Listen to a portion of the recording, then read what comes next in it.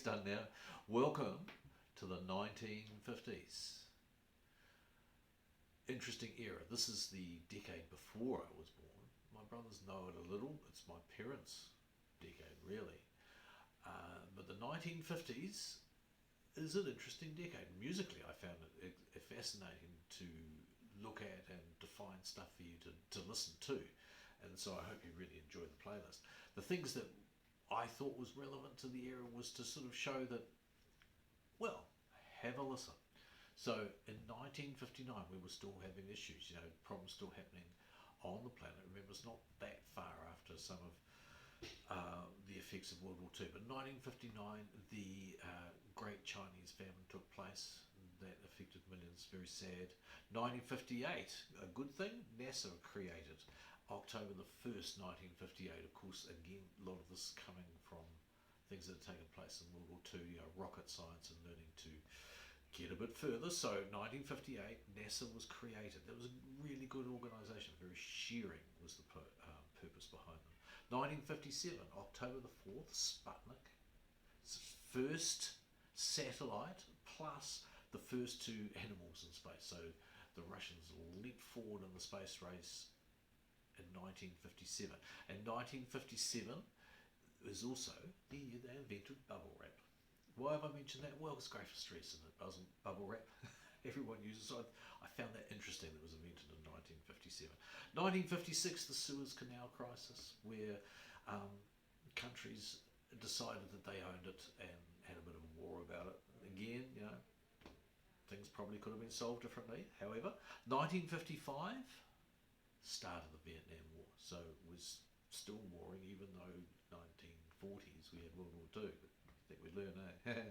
Anyway, 1952 was when Elizabeth II was made Queen of England, or Queen, in February the 6th, 1952. Now, she's proved to be a pretty damn good queen, really. I know that's a personal opinion. Non-royalists will be going, oh, he's terrible, but she has brought a lot of change and started a lot of new things, like having her children actually going to school and getting involved in the public system. All that type of stuff. So she was an ambulance operator during the war too, so she's seen some stuff. Anyway, the Queen, 1952. 1950, Korean War. And it went through to 1953. The armistice was in July 1953. 1958, the microchip was invented. Now that's kind of interesting. In 1958, the microchip was invented as a big thing to do with all our transistors and all our technology.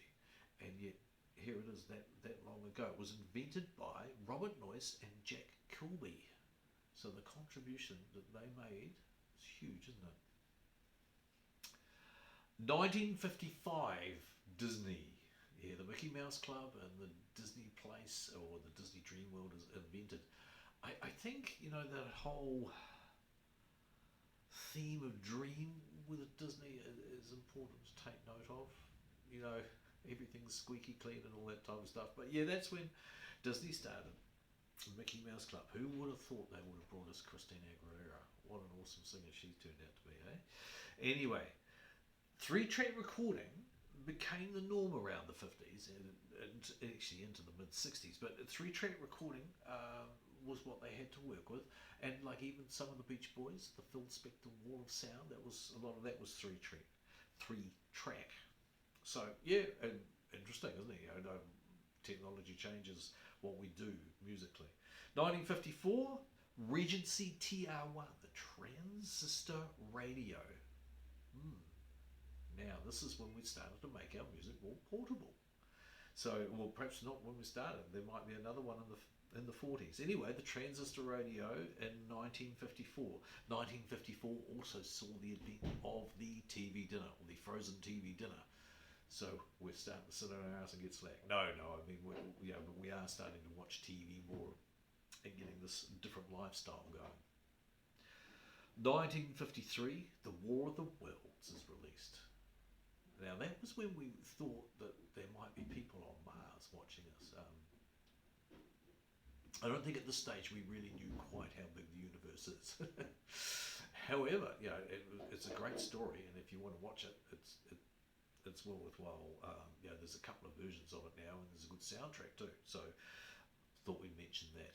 Les Paul also was experimenting in the early 50s with the Ampex 8-track recorder and doing some recordings with his singer wife, Mary Ford. I just thought I'd mention that because Les Paul, we know him for his guitar, I suppose. I do. I know him for his guitars, Gibson Les Paul guitars, which are superb guitars. But also as a guitarist, so his early experiments in the 8-track's pretty interesting. That it was in the 50s. Okay, enjoys the 50s sound. I'll see you when we talk about it.